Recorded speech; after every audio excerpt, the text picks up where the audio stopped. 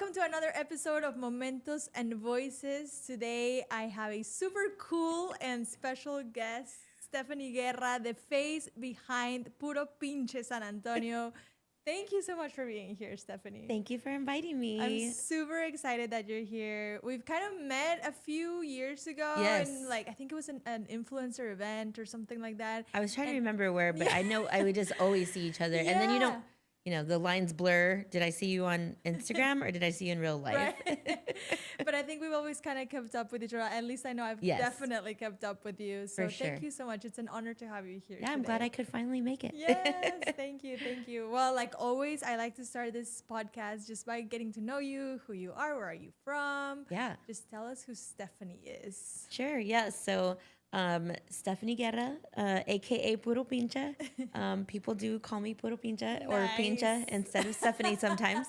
I'm born and raised San Antonian. I've lived here my whole life.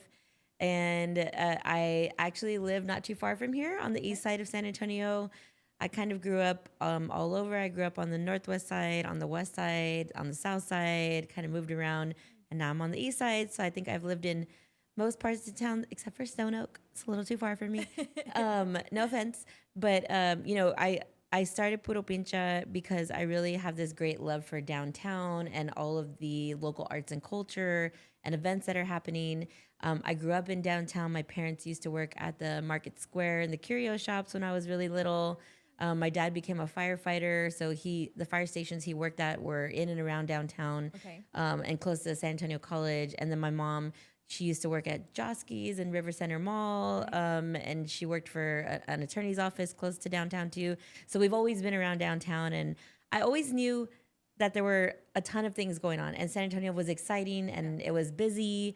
But when I moved out to the north side, especially for high school, a lot of people were afraid to go downtown, or they thought it was like boring and that there was nothing to do. And when I was in high school, back in the early 2000s, everybody was like, well, you have to go to Austin. Like, if you want to party, if you want to see live music, if you want to see like films, you have to go to Austin.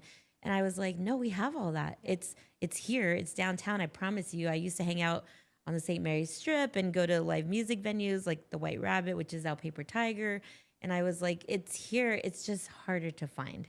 And there were already, news outlets, of course, that were talking about local events. But in order to get your name on those news outlets, you had to pay, right? You had to advertise. And working in public relations, right, and communications, you understand if you don't have somebody helping you with that or navigating it, it's really hard to get your events out there, to get your company, your small business.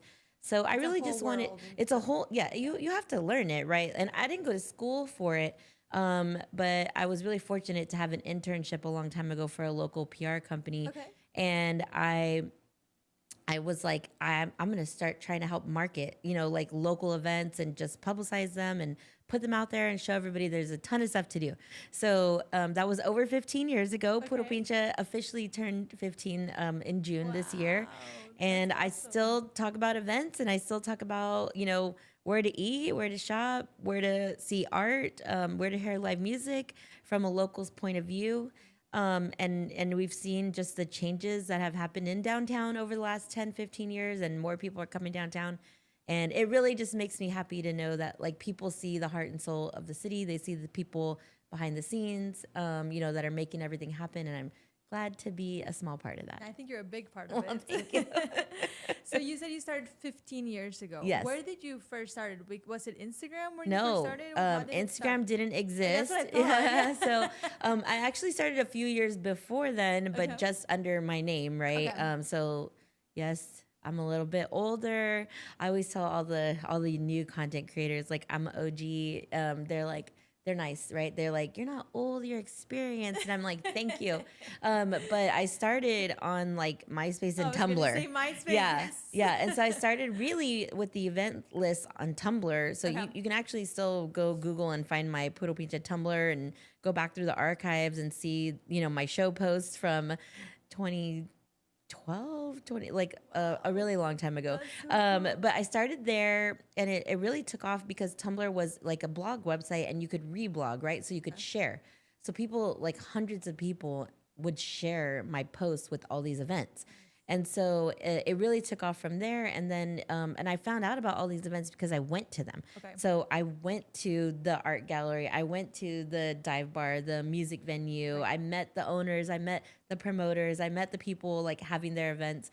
And then they would send me their flyers, like paper and digital. I would go look at the flyers on coffee shop boards and go look at, poles on the street with all the flyers stapled to them. Yeah. And I would just share them. I didn't have a phone with a camera. I had to find these graphics from people's posts on social media.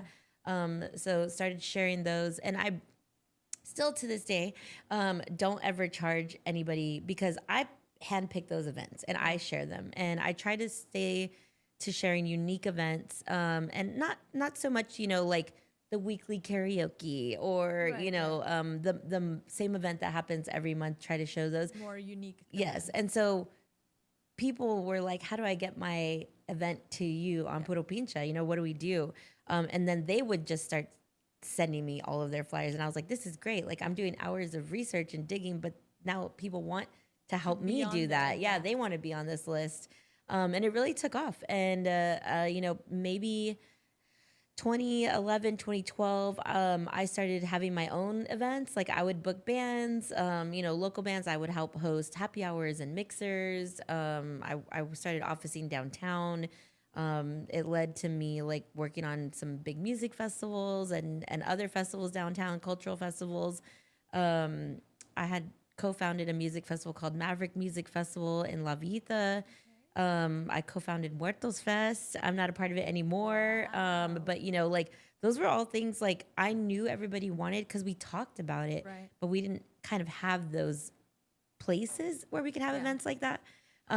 So, getting people together to make those things happen was really cool. And now I can't keep up with the amount of downtown events and festivals and parties and mixers and groups. Oh yeah. And everybody has an event list and a show list. And I'm like, and that's great because that's all I've ever wanted was for people to stop telling me to go to Austin to have fun, right? I wanted people to see, no, you can have fun right here in San Antonio in your own backyard. We just need some help on where to find those things. So that's awesome. It's been fun. It's been a long ride. That's great. And so you said you didn't go to school for marketing or communications or anything like that? No, I originally went to Alamo Colleges. I went to Northwest Vista for graphic design and multimedia design. Okay. I had a son when I was in college, so that kind of changed my plans up, right? My son's 22 now. Wow. But, I was like, well, I have to make money. I have to support us. So I went into customer service roles, which was, a big chunk of San Antonio for a long time was built on customer service centers, call centers, things like that. So went into that. I always still wanted to have, the music and arts involved in whatever I did. But it took me a while to get to that point. And then I did start I interned at a local PR boutique. And I won't say the name of that boutique, but the agency now, Sammy Sin Ochoa, Tanya and Mario, they actually are the ones who got me my first internship. I went to high school with Mario, ran into him on the St. Mary's Strip, and he was like, hey, like, I know you really want to do this. Like, we have an internship opening coming up. Like, do you want to work on this with us? We have some cool clients that do events and like, magazines and all kinds of stuff. And I was like, yeah. So I really got into it just through, knowing people, because that's how you do things, right? Yeah. In the world of marketing. I went back to UTSA for a little bit to do communications work, but I guess at that time I was really already further ahead in my career than I was in the classes there. I know they have a way more robust marketing and communications program now. Right. But this is, a while back. And I wanted to do music and event marketing. I didn't want to do business statistics marketing, Yes, I wanted to do that. So I really just took on real world experience. And after that, I worked for another boutique PR firm called Red Collar Media, where I learned a lot more about social media. We had a bunch of clients at war bars and restaurants and events and Red Bull and the Soul Spot DJs who are still around. We kind of did a bunch of fun things in PR and social media.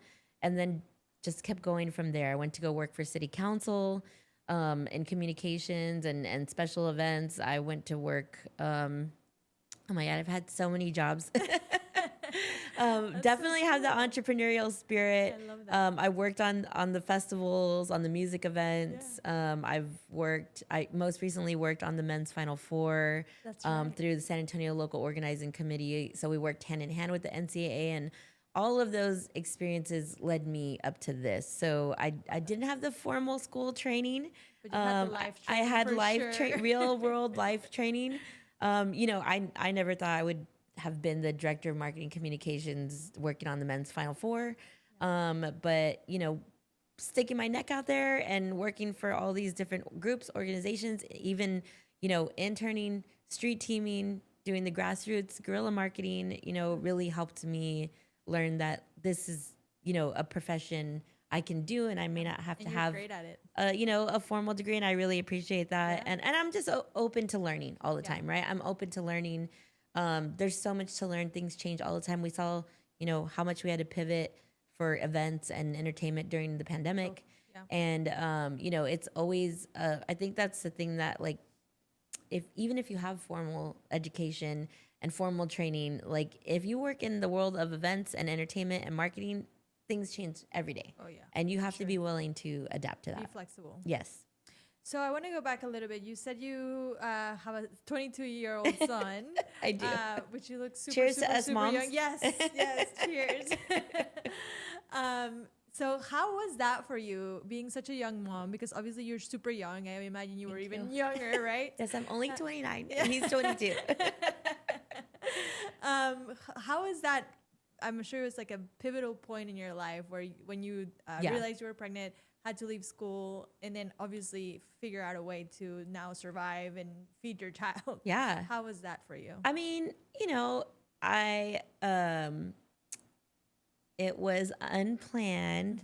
My son is the best son ever, but I was in school and it was not planned, and I was working at Best Buy. Okay. And I was working at another company that taught me a lot about the event world, which is Freeman Decorating. So they do all the conventions and exhibits in the convention centers. And, Okay. they're a global company. I worked for the San Antonio office. Okay. And, it was just like I had to learn that my world was going to change.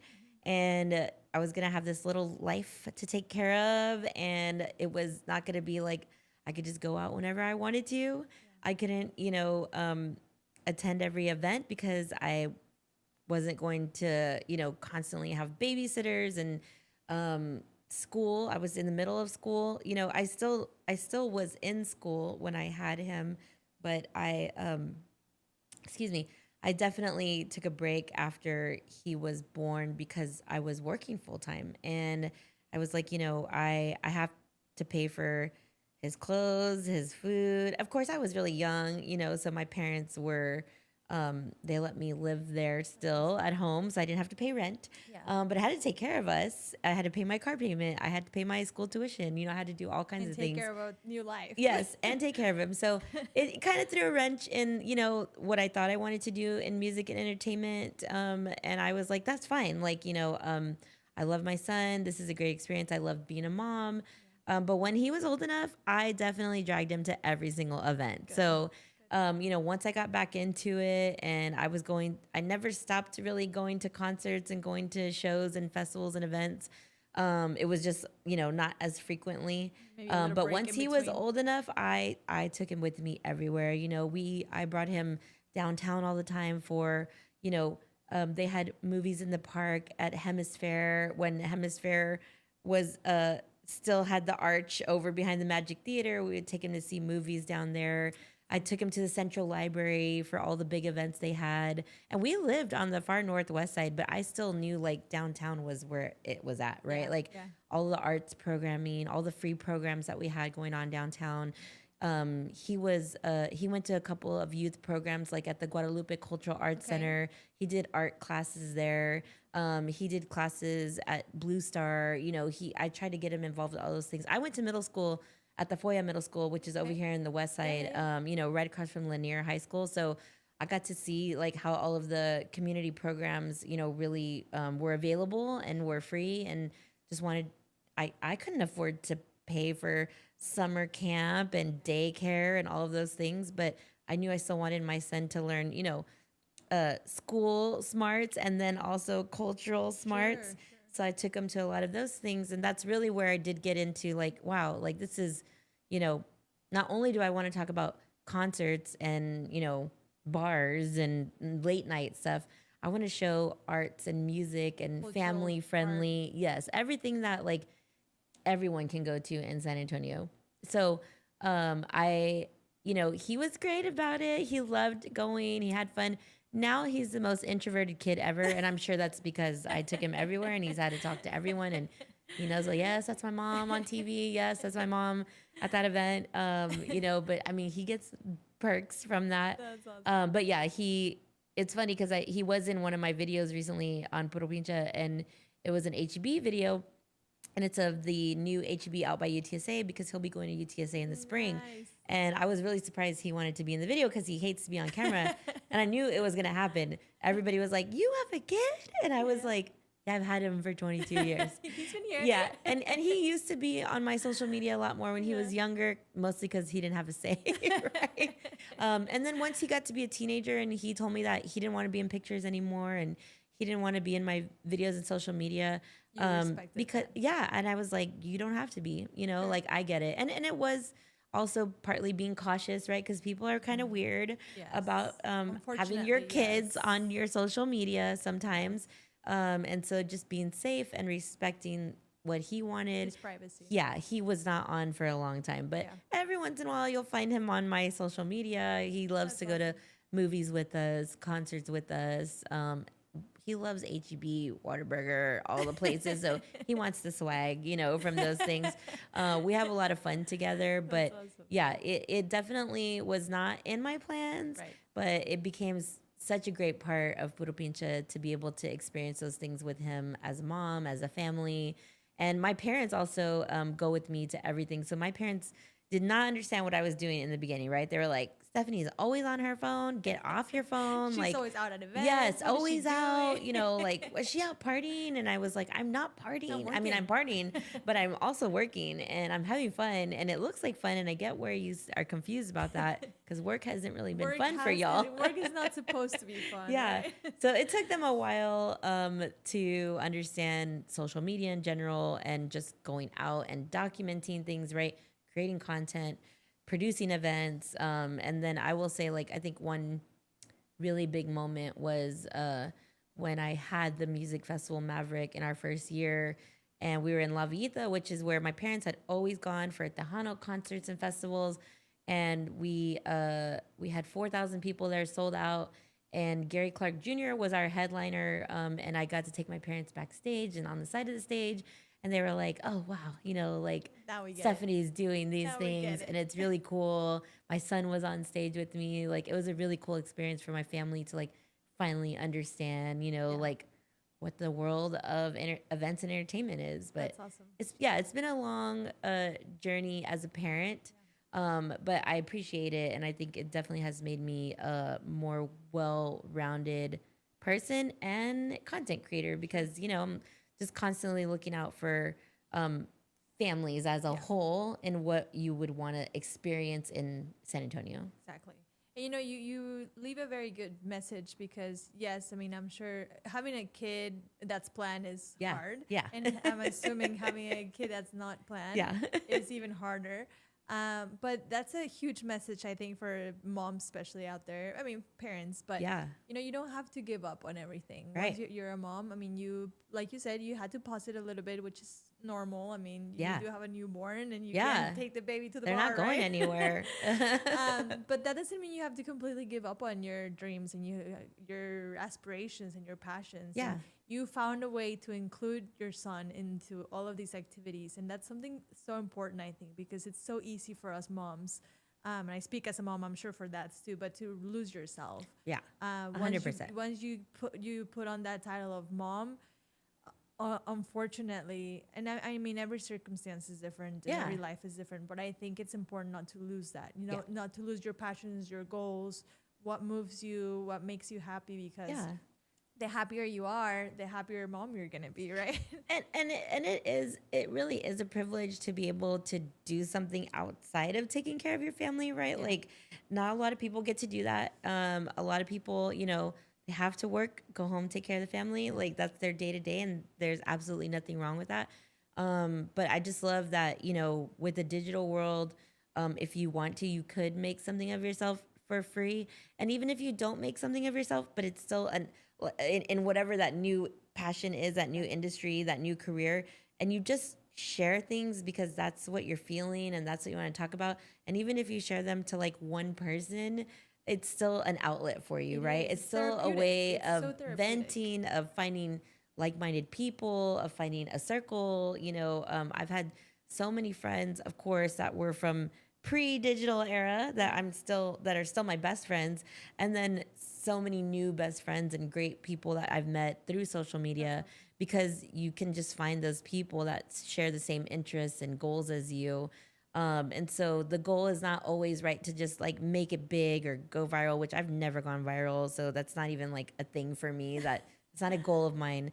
But my goal is always to connect with people. And so I think it's a really good connector for people who maybe you can't get out of the house, right? You do just go straight from work, school, home, back and forth, but you can connect with people online, and you have all these different group chats and circles. And when I first started, it was blogging, and I met other bloggers, and most of them were mom bloggers, and that was their outlet. I didn't meet a lot of like event concert bloggers, right?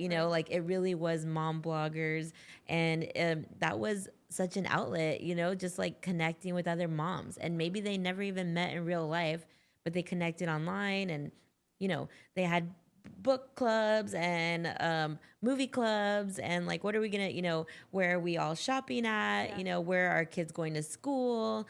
It was really just a great way to connect when blogs first started, and then they started groups like the Meetup website, and then it was like, okay, now there's a Meetup group of how I can connect with all these people, and I can build events. And I think just being able to be connected digitally is just a great tool in and of itself. It makes you feel like you're not doing it alone. Exactly. No, I love that. And it's so true. You find like-minded people, it's an outlet. So, I mean, find whatever moves you, whether it's online or whether it's finding a book club. Just find that outlet for you, because I think it's so important to have those moments for yourself. Yeah. To not lose yourself, because you are who you are before you were a mom. Exactly. Okay, I have a question. Why Puro Pinche? This is always a fun one, and I'm so glad we can say pinche on air here. I grew up in San Antonio, right? I grew up on the south side and the west side. I always heard, all kinds of like slang everywhere around the city. My family is Mexican American, and we always heard the word puro. And then as I got older, we started to hear about like Puro San Antonio, right? So I will say, I can't remember what year. It must have been 2008, somewhere around there. There used to be this really cool meetup, and it was called BMPR. So we'd call it Bumper. It was business, media, and PR. Okay. And so we would have meetups, we would have luncheons, like everybody connected on like Twitter and Facebook. And there would be like a speaker at every luncheon, but it was very informal. Like it was somebody who worked in local news broadcast, somebody who worked as a restaurateur, somebody who worked in PR. And everybody connected through there. And so I was doing what I do now in Puro Pinche, but under my name, Stephanie Guerra, right? Okay. And then I had a friend, Brenda, who was also like in the world of media. She was working for some local news stations. And we were like, oh, like we should name our things of what we're doing. Brenda would talk about San Antonio isms all the time, right? Like wearing chanclas at Fiesta and shrimp earrings and how many Nyosa cups could you stack and kind of stuff like that. Things that only happen in San Antonio. Exactly. Only in San Antonio. So we knew, of these phrases. We were like, okay, should we use them? Like, we didn't invent them, obviously, right? But Brenda and her sister were a part of the Alamo City Roller Girls, a derby team. Okay. And they had a slogan for Puro Pinche Derby. So we were like, it's kind of common, like it is accepted, like let's go with it. So Brenda got the social media for Puro San Antonio, and I got the social media for Puro Pinche. And we were like, okay, Brenda, you're going to talk about all the things that only happen in San Antonio, and I'm going to talk about San Antonio events, right? It's like Puro Pinche Fiesta, Puro Pinche Spurs, like we're going to like fill in the blank with the Puro Pinche party. So that's really where the names came from. Like I said, growing up with it, hearing it, was never on social media before then. And then even when I first put Puro Pinche on social media, like I got all the backlash, of course. People would talk about me in a positive way on local media, but they couldn't say the word pinche. They had to censor it. I would go on like morning shows and stuff, and they're like, and here's Stephanie. From and I'm Puro. like, nah. They would just blur it out or bleep it out. And I was like, okay, cool. And even now, right? Like I'm on KSAT on Thursday nights, and my segment is not Puro Pinche Picks. It's Puro Picks because that's what's not censored. Every once in a while, it sometimes comes out when we're talking. But, I get it. Like somebody's watching. I don't know who's watching, but people are watching. And Puro Pinche has always just been kind of like that tongue-in-cheek, has the shock factor. But, people have been using it for decades. Pinche is very slang. It meant something totally different when I was little, when my parents were little, like when I was growing up, pinche meant somebody who was like cheap, like tight with their money. And so it's turned into a million different things. And now you see Puro Pinche everywhere. It's a very acceptable word, even in Mexico. Yeah. And exactly. And people are like, oh, real Mexicans don't use that word. And I'm like, yes, they do. Like, I didn't make it up. Mexicans use it's slang. They've been using it for a long time. And the real meaning of the word pinche is an assistant cook. Yeah. So, there's all kinds of definitions, and especially depending on like what dialect it is, what part of Mexico you're from. If you're not even Latino, if you're not Mexican, there's other Latinos that use the word pinche. There's other Latinos that use the word puro, and they all have different meanings. So that's why it's always like, it's fun. It's funny because I used to go to Miami for the convention Hispanicize. And at that convention, it was a lot of, Cubans, Venezuelans, Puerto Ricans. Nobody knew what Puro Pinche meant. They were just like, what is that? Yeah, they were like, puro, and they would say also puro is like a cigar. It is. And then this is so embarrassing, but I interviewed John Cicada one time because they had a big music element, and I was like, oh my God, I get to interview John Cicada. And I told him the name of my website, right? And he goes, Puro Pinche. And I was like, no, it's Puro Pinche. And he goes, Puro Pinche. Pinche.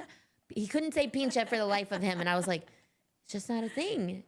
As Cubans don't say pinche, it's not a thing. And he was like, yeah, we don't. And I was like, okay, cool. So I was like, it's very slang. It's, it's Tex-Mex, Cali-Mex, very Mexican slang sometimes. That's the only people that know about it, but it has all kinds of meanings, and it's just fun now. Right.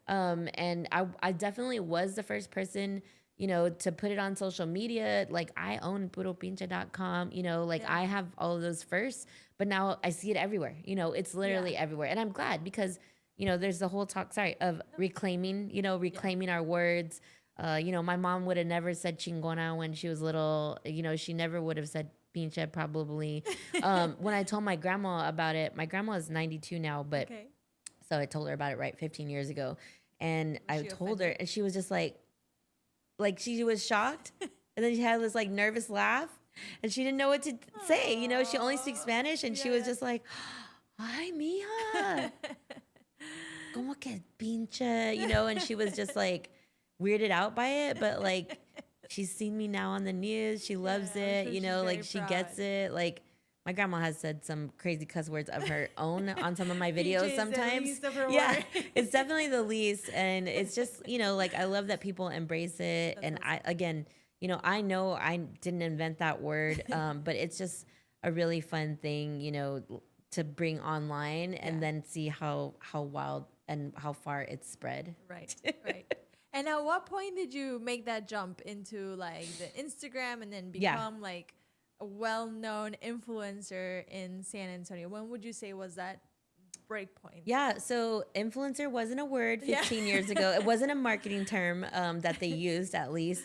Back then, when I started Puro Pinche in 2010, you know, there were brand ambassadors. There were, people would always say, you know, you have your finger on the pulse of what's going on. And I was like, it's so weird. I get it, but it's such a weird thing to say in like entertainment. And, you know, there was like the organic guerrilla marketers and ambassadors. And so I would say really, when I started having my own events, like 2011, 2012, because technically at that point I had been posting events for 3 years. Okay. Puro Pinche was only about a year or two.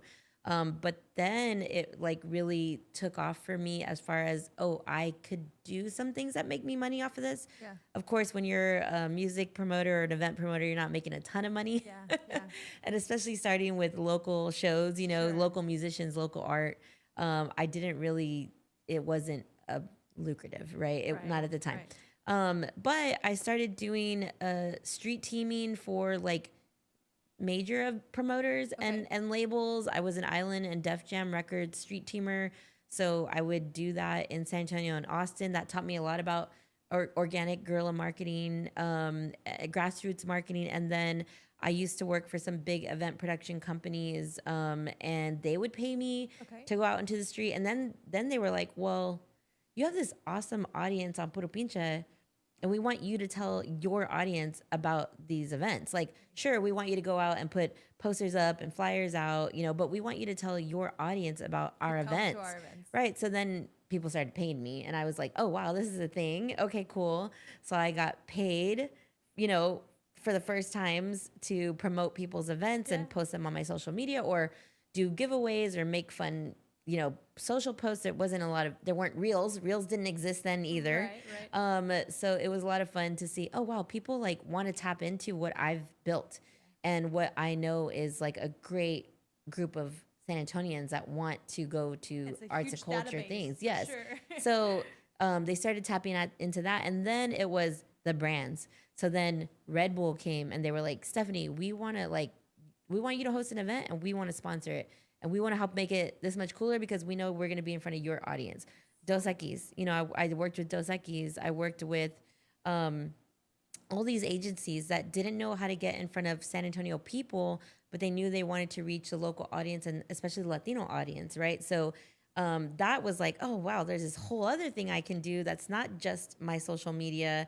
And I can actually like produce events and put them face to face with people here in San Antonio. Cool. That's awesome. So that was really neat too to see. And then, you know, that's what led to the festivals, you know, the bigger events, and then the marketing jobs. Once I got more confident in learning, you know, like, okay, I've learned PR, I've learned social media, I've learned how to, you know, do some advertising, spends, media buys, and all of that stuff. It was picking up piece by piece in all of those things that I did. And really was like, okay, now it's my career. You know, it's not just like freelance or for fun or these one-offs. Like it became my career. Awesome. And it was a ton of work and I played the long game for sure. But you know, I always wanted to work in the music and entertainment industry. And when I was growing up through school, everyone told me, well, you can't live in San Antonio and do that. Mm-hmm. And I was like, well, why not? You know, like there's so much here. I think I can. It's just got to be in these like creative ways, you know, like so. And especially after having my son and my family's here, and I didn't want to leave. Of course. So I was like, okay, you know, like I can travel. I used to do things at South by Southwest, ACL. You know, I would learn everything that Austin was doing. I made so many friends in Austin that worked in the music industry, PR industries, you know, learned how to do things from them, and really said like, we can do this in San Antonio. And of course I wasn't the pioneer, but people were already doing it, but maybe just in a little more traditional way. And it was like, all right, now we need to get with like, okay, what year are we in? We're using experiential marketing, activations, different tactics. We're bringing people to San Antonio. People want to be here. They don't know why. They just know San Antonio is buzzing. And there has to be these creative ways to bring them here. So At the time, there was the Decade of Downtown. Our former mayor, Julian Castro, started this initiative to bring more people into downtown to live, work, and play. So there was all of these people that were just trying to make downtown cool, trying to make it, I don't know if I would say affordable because I don't even know if downtown is affordable now. So much, you know, even I had all those talks in the beginning. You know, I would ask the mayor and I would ask the city managers, like, you want to bring young people downtown. You want us to have all these cool events, but like, can we afford to live there? I don't think we can. And sure, yes, now we have thousands of people living in apartments downtown, but they can still be on the pricier side. There still isn't you know, there's a little HEB downtown. There's not a big HEB downtown. Right. We don't have any other big box stores that people normally have, like out in the suburbs, you know, that people would want to make life a little bit easier downtown when they just need to buy the essentials, right? But I will say that, like, all the people that were working on those things 15 years ago are mostly still behind the scenes working on it downtown, working on the events. People I think it's definitely improved. Sure. I agree with you, and it's always great to hear it from people who haven't been behind the scenes of it. But, you know, like, for years people would I'd talk about all these downtown events and they're like, downtown's scary, downtown's dark, I don't know where to park, blah blah blah. And I'm like, have you been downtown? And they're like, no. And I'm like, okay, so you don't actually know if those things are true or not. Let me show you this parking map, you know, of 200 spots that you can park in, and half of them are $2 or $5. Or sure, you're gonna get the $20 parking spots, $40 peak event time, but most of the time you can go downtown and park for a couple dollars. But it's just getting the word out there. And I will say, you know, like the city of San Antonio, their government and public affairs office has stepped up, you know, to make things easier, to make videos to show people how to get downtown. Business owners, the local business owners have come together, you know, to really like try to help each other and get more people to see that, like, you can come downtown and spend all day there, right? Like, you can shop, you can eat, you can go to breakfast, you can go do yoga, you can take your kids to Hemisphere, you can walk on the river, you know, like there's something for everyone downtown. But it definitely just takes, you know, people that are willing to stay and commit and build it. It takes Yeah, and it's not new, you know, like they obviously built the Riverwalk, and we had the World's Fair for a reason, right? It's to attract visitors, tourists, people from all over the country, but also give locals a place that they could gather downtown. So it's been really neat to see that, but it's definitely a struggle all the time. It's not like it's ever been like, oh, downtown is in its momentum and everything's easy, and it's a work in progress. All, you know, construction is horrible and traffic. I live and work and play downtown, and I do experience all of those things. But I think the benefit of the types of events and the type of culture, and the museums and the art and outdoors and, you know, all of those outweigh, you know, the things that might keep you from getting down here. I agree 100%. Long story short. No, that's great. And, you know, I think it's so cool to see how because, you know, I've talked to other influencers before, and they had like a full-time job, and they started kind of like doing this as a side job, and then eventually they were able to turn it into their full-time job. But I feel like it was always your job, like what you were doing. It's always been your full-time job. Maybe it was the other way around. Maybe you had little gigs here and there, but this Puro Pinche has always been your baby, your full-time job. It's definitely always been full-time ever since I gave it that official name. And then also for a long time people didn't know it was me, but then a few years into having Puro Pinche, a local artist friend of mine, Tattooed Boy, he designed my logo. He was like, let me make a logo for you. And it was my face, and it was animated. And I was like, I don't want anybody to know who I am. And he goes, but everybody loves you, and like they want to talk to you, and they know you, but like they should know that you're the one doing all of this, right? Like, and I was like, fine. So then it became my logo, and then everybody knew who I was, and then it was even more than full time, right? It was like always being on. That's real. Yes, That's like real. always being out there. Like I could quietly get away with like making blog posts and creating photo posts and things like that, but then I couldn't anymore. So it's always been on, and I do understand where my son wants to take a break from those things. And thankfully, my husband Eric now is really cool about all those things, and he also helps me to understand that like I do need some downtime, you know, take a break. But I've almost always had a full-time job working for somebody else while working full-time on Puro Pinche. Yeah, and I think a lot of it is that I am always trying to like stay ahead of the curve, be relevant, you know, and then just keep, you know, change and reinvent myself instead of, I mean, there's been a ton of times where I've been like, I'm ready to give up on Puro Pinche, right? Like I'm tired. I spend hours every week like looking for events, and I don't make any money off of that. But I make money off of all the other things. Right, So right. it leads to those things. And we get to have really fun experiences. Yeah. You know, people do invite us to like cool concerts, cool events. We get, you know, cool staycations and Yeah. vacations. And like, it's really fun to see that, like, okay, all the hard work I've put into this, like, does give me something back. Yeah, That's the not just rewards. monetary, right? Like, it's not just cash compensation, which helps me, you know, live. Yeah. But also like the perks of being able to go enjoy all those things while telling other people about them and getting them to go experience them too.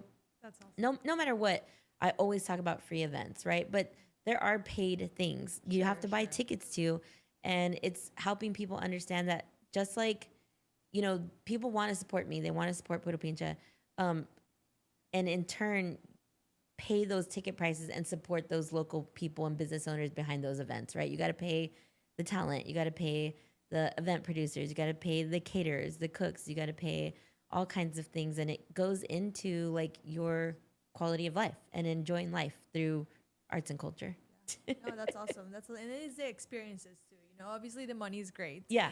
But Sometimes when you work towards it, right? Yes, Like, yes, yes. it can be great. And I mean, there's so many people that have been doing this way less than me that have become content creators overnight, and they're making way more money than me, right? And I mean, just, it's always a plus to get paid. yes. But it's the experiences also that Yeah. make it worthwhile. And for I think sure. that's a thing like to keep in mind, right? And to keep yourself from getting burnt out is Yeah. like, okay, what am I doing for money because I need money to survive? Yeah. Unfortunately, we need money to survive. And what am I doing that I'm passionate about so I can actually enjoy those things and be happy with them and not have to feel like I'm constantly working, you know, and that you're actually enjoying it. yes, and Yeah. you don't burn out, because it is super easy to be a content creator, to work online, to work in, you know, PR, marketing, and burn out, because you really are on 24/7. Boundaries are great. Yes. Yes. Set some boundaries whenever you have new clients, new work, new projects that you take on. You know, like tell yourself like, hey, like at some point I need to eat dinner and go to bed, and I'm not gonna check my emails, even though like there could be an opportunity sitting in my inbox right now that I'm gonna get paid for. Like I need to You eat. can wait. I need to take a shower. I And need can to watch sleep. Netflix Yes, a little bit. Netflix, and just like, you know, decompress. Yeah. And then tomorrow at 8 a.m., check your email, and that opportunity is still going to be there. I mean, if somebody shuts you out and says, well, you didn't reply in an hour, like that's probably not a good thing anyways, because you can tell how that working relationship's going to go. Yeah, exactly. But yeah, I think, you know, like I definitely am a workaholic, but I have a better balance now on the things I want to do for fun, the things I want to do for work. I hate to turn down an opportunity or somebody asking me to help them, you know, to promote their event or to come visit their business. But like, I am a human being and I'm a wife and I'm a mom, and I have a dog. I have to like take a breath. I need to go for walks and like breathe real air and touch the ground. But you know, I think it is a big thing for content creators is you think you have to do it all, and you don't have to do it all. Like, sure, in the beginning you got to learn, you know, like where your place is, what the value that you associate things with is, but like don't feel like you constantly have to do it all. Yes. I agree 100%. And how did you feel when you started having these big names call you for deals? I mean, you're like you said earlier, you are on KSAT, which is not easy. I mean, I was a reporter and anchor, and it's a very competitive world, and it's not easy for somebody just to do a segment, No. and usually those segments are like Yeah. you have to pay to get on there. Yeah. So it's a And big deal. I'm not a journalist in traditional sense of the word, Right. right? And so So how did you feel when KSAT called you and said, "Hey, we want you on," or when HB calls you for some Yeah. video content? I'm truly shocked. I am. I'm still like I'm just a little San Antonio girl, and especially when the word pincha is in my company name. And I'm like, oh, HB wants to work with Puro Pincha? Cool. But, like I've had my relationship with HEB for 8 years, if not more. KSAT, I've been on consistently, almost weekly for 2.5 years. And I will 100% tell you that it is the people behind the scenes that are the ones that have built the relationship. So it's not that HB called me, it's that these cool people in the marketing department called me, and they really liked what I was doing, or I met them in real life, or they came to my events and they were like, we want to work with you at the company that I work with. With KSAT, the station manager, the producers, like they were like, we like what Stephanie's doing. There has to be a way we can do this together. Coming up with, and even when I first started there, I was just on, like, Stephanie is on local influencer talking about events. And then it was like, oh, Stephanie is like, people are tuning in and they want to hear about her events and we can't say Puro Pinche. Well, let's come up with a segment name. And it was so sweet because, like one day I just showed up and I had like a background that said Puro Pigs, and they did they have opening music, and I was like, oh, this is awesome. Like, so cool. Oh, they did that for me. But it's a mutually beneficial segment, right? Yeah. Like I get to be on KSAT, biggest broadcast channel in San Antonio. Yeah. And even if Pincha's not on there, people know how to find me. Yeah, and then KSAT gets to have these cool local events that they probably couldn't talk about unless they were advertised, through them on there, and even like them through their sales department. Yes, and know how it goes too behind the scenes. There's very few people working on these 24/7 broadcasts. Yes. And exactly. And, and they are like, I can't do it all.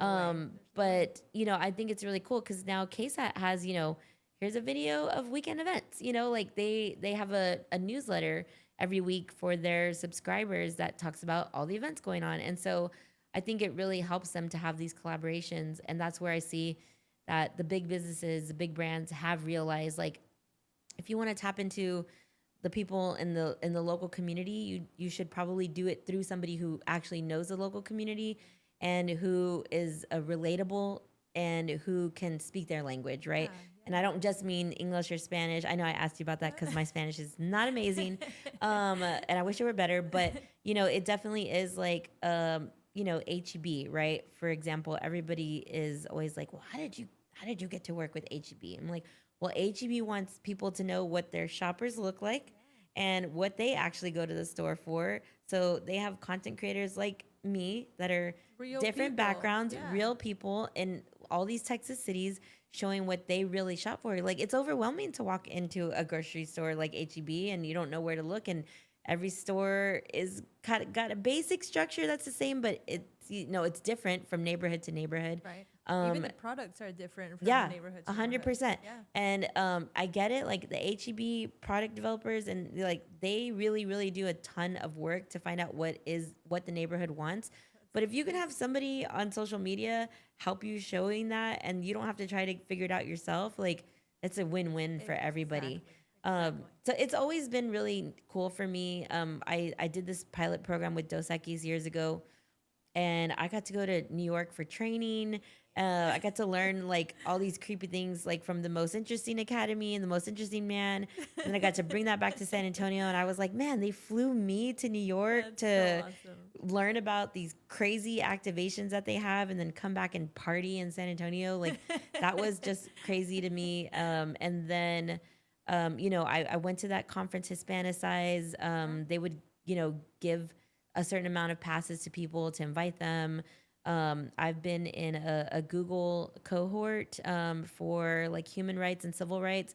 So I've gotten to go travel all over the country with my class, and see different things there, which is really eye opening to me. And I know people see it, and I talk a lot about civic engagement and civil rights and human rights on Puro Pinche, which is really awesome too, because the brands that I work with are cool with that. Yeah. And but yeah, I get a lot of my experiences from learning from those companies that are not necessarily based in San Antonio or are bigger than a local business, and then taking those back to how I can help my local community, right? The small business owners, the entrepreneurs, the artists, the creatives, and it's been really neat to just work with so many big companies. Like I was just telling my friend today, I was reminiscing. I got flown to, I don't know if you remember when they were here, but Combate Americas was here. So they're like the Latino chapter of UFC. Oh, and okay, so okay. they founded that, and they were coming to San Antonio for a match. And they were like, hey, like, we want to work with you. We want you to help us spread the word in San Antonio, because we know you can tap into the Latino market. You talk about like sports and events, and I love the Spurs, right? And we won't go there right now, but I love the Spurs, and I'm always in the arenas. And so they were like, but we want you to see it firsthand. So we're going to send you to Cancun for our first ever UFC fight there. A hotel just built a casino. They've got a rink. Like, you're going to go to the Jaula. We're going to be all around it. Like, we want you to do social media for us there, and then bring it back to San Antonio and like show San Antonio like a preview, what's coming, what it's all about, That's so and I was like, cool. no way. Like, y'all are only talking to me. And they're like, yeah, we're only talking to you. And I got referred through my friends who worked at the time, the AT&T Center, because I used to help them promote their local shows and events. And when that company, Combate, came to San Antonio, and they were like, hey, who can help us like tap into the local market? They were like, Stephanie can. Puro Pinche, go work with her. So, it's always been about the people behind the scenes. Like, I love that so much about San Antonio. Everybody is just, for the most part, trying to help each other out, support each other. Even if you're not a part of it, they'll recommend people. And I think that's such a great thing of us having this like small town, big city vibe, right? Yeah. Is like we can actually connect with Help each each other. other. Like, you and I met in person first, right? Yeah. And then became like social media connected. And either way, meet in social media, and then you can meet in real life. Right. And it really just like, I love the way people connect and help each other grow I here. agree. It's I helped agree. me a ton. I would be nowhere if it weren't for all of the relationships and friendships and networking and referrals that I've had over the last years. And that's so important to mention, because I think you're right. I think it's all about the connections. Yeah. But I think it also says a lot about you and who you are. Because if you were a mean person, or if you were terrible Hopefully. to work with, or super arrogant, I don't think you would have the connections that you have right now. I agree with you. So I really do think that it is, yes, it's about the connections, but it's also about the kind of human being that you are. I appreciate and that. that you leave a positive impression on the people that you meet. And the other thing I was going to mention, which you mentioned as well, is how important it is to get out of that mindset of we're here to compete. I think the sun shines for everybody. 100%. And we're here to help each other out. And if you can help other content creators, Yeah. and help them, maybe you went through something that they don't have to go through, and you are avoiding them that trouble and that challenge, I'm sure it's satisfying for you. And it's not like, oh no, now they have to go through it because I went through it. I mean, some people, I'm just kidding. No, I will say, like, rage bait is the whole thing right now, right? Like, everybody wants to start drama and piss people off, but, not to be cliche. And I try to stick with dichos more than American sayings, but it's true about, like, catching more people with honey. And so I really, truly believe that. And, sure, I have had so many people that have taken advantage of me, or competed with me and still see me as competition. And I'm just like, I get it. Like, in San Antonio, we do have that small town mentality, and sometimes it really hinders us. And we think that we're the only ones that can get that opportunity, can get that job, that gig, that piece of the pie. But I just believe that, like, we can do more together. Yeah, for sure. And there's always been people that have seen me as competition, but I'm just like, there's so much room for all of us to make money. And if I can help you through that situation, my door's always open. Or if you could teach me, that would be great.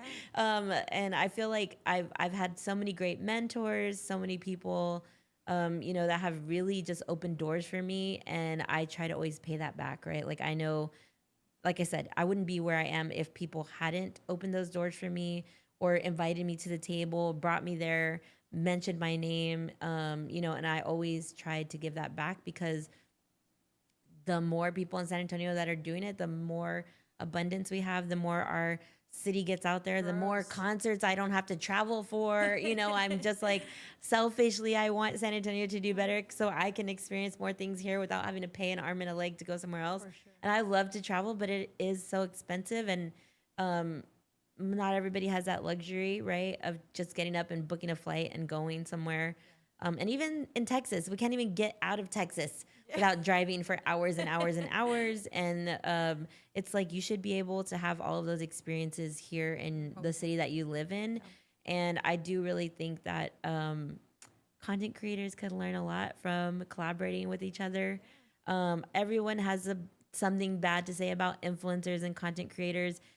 And because there are people that really just they see it as either a gimmick or a quick moneymaker. And I think to be a little selfish right now is like I've had my company for over 15 years. And the people that truly believe that's the way you do business with just like stepping over somebody or maybe chasing somebody for clout and then, dismissing them, they're not around anymore. And that's just what happens. And that's the reality of it. If you want to be here in San Antonio, where everybody knows everybody, you should have great relationships professionally. You don't have to like everybody.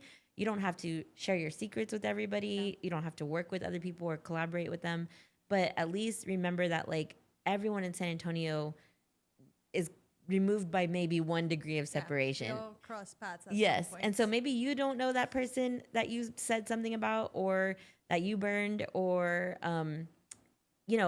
just didn't want to do business with, but the person next to you probably does. And your friends probably do. And they've all heard of you. And I do think it's really funny when people try to like ignore some of the biggest, content creators in their city. And I'm just like, but just acknowledge that they're there and that you don't need to be the same as them. Everyone can do their own thing. We're all, completely different. We're all unique.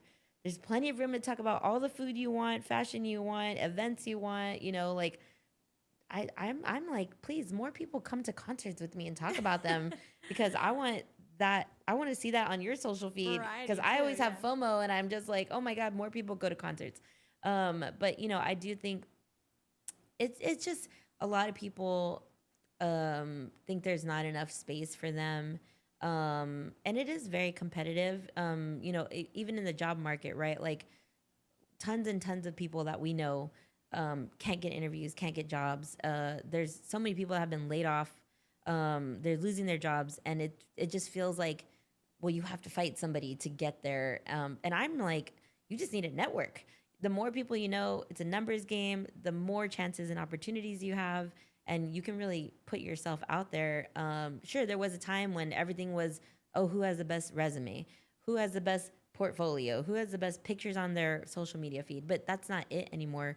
People really want that authenticity behind the scenes. They want to know who it is that's creating all of these posts or, building these websites or whatever you want to do to get your name out there, for your portfolios. People are looking at something.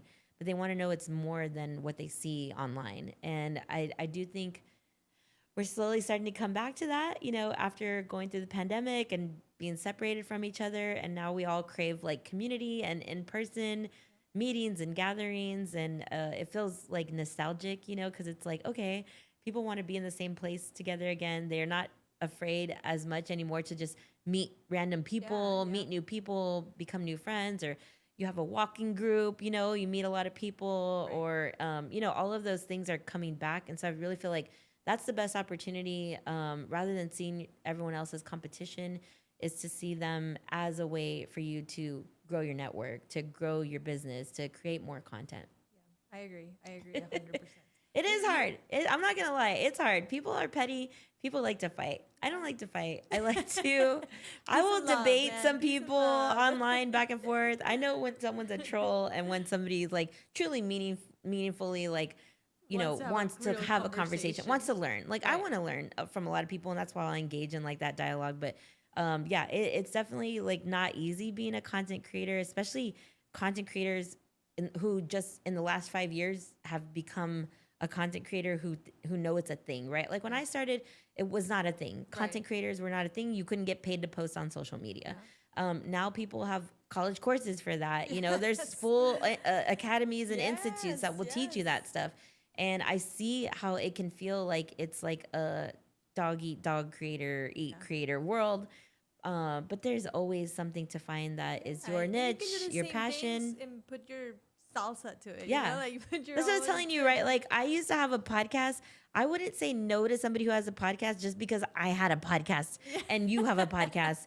And oh my God, you talk to Latinas on your podcast. Like I'm not you and you're not me. We don't think the same. We don't ask the same questions. We don't have the same interests, right? Like we could, we're both moms. We talk about that. And I've gone on so many podcasts with men who never bring up being parents. It's everybody's different. And I will call out men for doing that. Because if it's a woman, we normally talk about our kids. But there's so many differences from person to person. And I think that's something to see as a benefit, not to be afraid of. Thank you. And you've offered a ton of advice throughout the whole podcast. But if you could pick one thing to say to somebody that maybe is starting in this content creator world, or maybe somebody that has been doing the content creation, but also, like you said, has like another job and they've been wanting to take that leap of like doing it full time, what would be that one piece of advice that you would give somebody? Man, you're like, don't tough. do it. I'm not going to say don't do it. No, I'm kidding. I will add in, definitely have something to take care of your finances that you can fall back on, or that's a main source of income until you get stable, making money, creating content. But I think my thing is that everyone should always be willing to learn and adapt. So you never know if Twitter's going to be here tomorrow. TikTok, we don't own those platforms. Truly we can say like, sure, this is my content, but you don't own it when it lives on somebody else's website. Try to just be, as diverse as possible in what you're doing. Does it make sense for you to have an email newsletter, to have social media content, to have in-person events? I think you really got to realize like, you've got to be willing to try everything and find what works for you until you do get your groove and where you make money. But it can all always change. And I do believe in 100% in like trying to not burn bridges.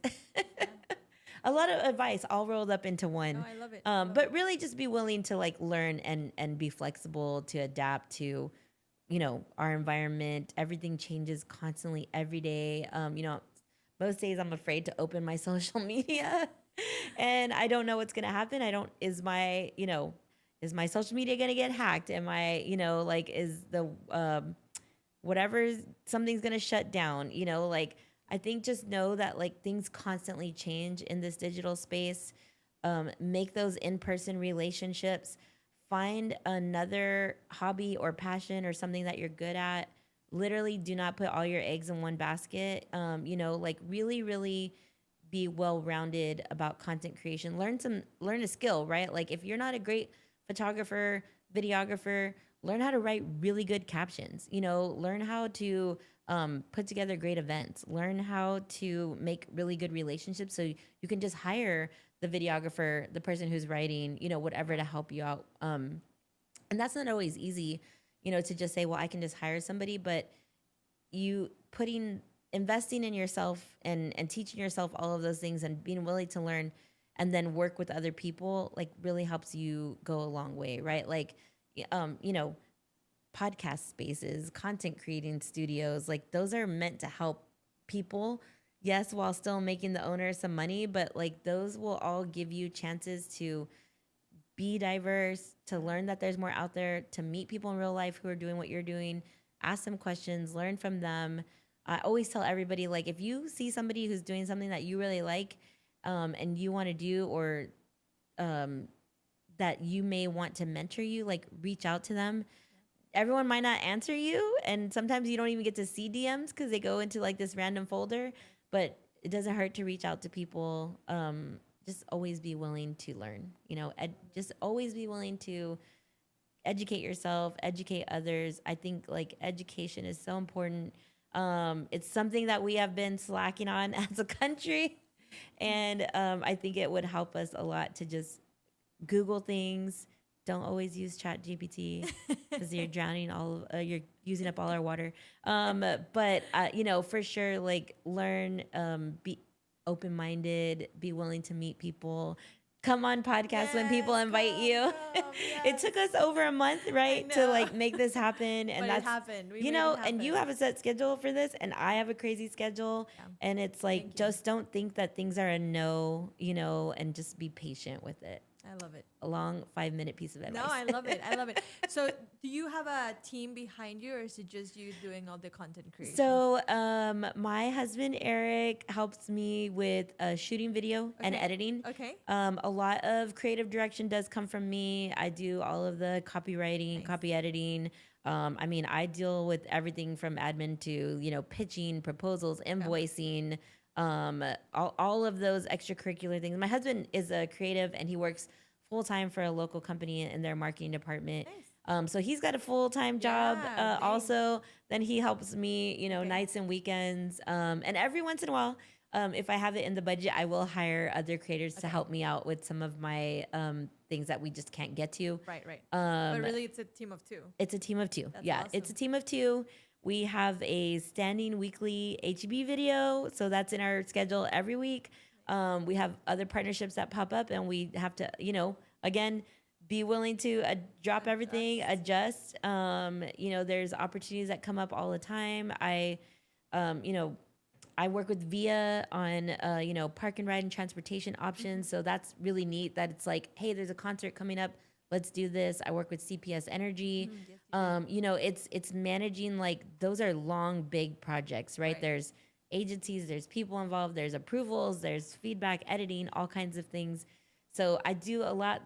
That's part of that full-time content creation work that people don't really see. And then my husband helps me a lot of the creative, and he is super creative. So we bounce ideas off of each other. We try to always storyboard, our projects. That helps us a lot.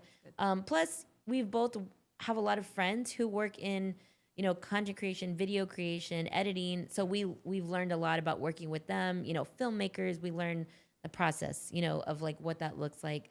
So we're always trying to ask our friends for help or give back and help them and help each other, refer each other. But it's just two of us. But I might be looking for a content creation intern soon. I've had interns in the past. It's been a long time. But I think I'm ready for it again, especially with my new job. I'll need some more hands to help me out. And I just want to work with people who are just as passionate about San Antonio as I am. I love that. That's awesome. We have fun though. Yes. It's a lot of work, but we have fun. We have fun. And I always like to ask this question. It's like my last question of the podcast, which is the one I like to close with.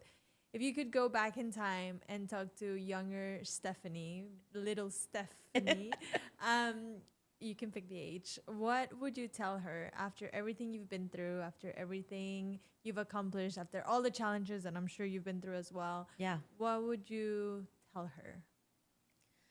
I think that I would have pursued going into like the entertainment industry sooner. So I did put it on hold for a long time after I had my son. And, that was just figuring out life. But I was an insurance agent for like 6 years. And I think I would have told myself, like, hey, you can be an insurance agent, right? And like help people and make money, pay your rent. But pursue that hobby that's ultimately going to turn into your dream job, right? Like after hours, like just work a little bit harder, go back to school sooner, and really like don't give up on my passion. I would have not taken so long of a pause because I'm in my 40s now. Oh, you're And while super I'm young. still young, Super thank young. you. While I'm still young, like, man, I cannot keep up with a lot of things that are going on. Like, there's so many events happening. I want to be out, every single night going to concerts and plays and comedy shows and bars and restaurants. But like, I'm tired. So, and I've been doing it for a long time too, right? Like, I've been going I'm exhausted to all this stuff since I was like, I went to my first concerts when I was in middle school. Oh, wow. I went to the St. Mary's Strip when I was like a freshman in high school. I had, like I got to see all these things and I've been doing it for a long time. But I think professionally, I would have told myself, like, look into this as a profession while you are trying to, do the thing that pays the bills right now. And I wasn't afraid, like, I wasn't afraid that I was a mom and I couldn't take it on. But it really was just like not knowing. My parents didn't graduate college. They just jumped into the workforce as soon as they were, out of high school. My mom worked a bunch of jobs. My dad he was fortunate enough to get into the fire department.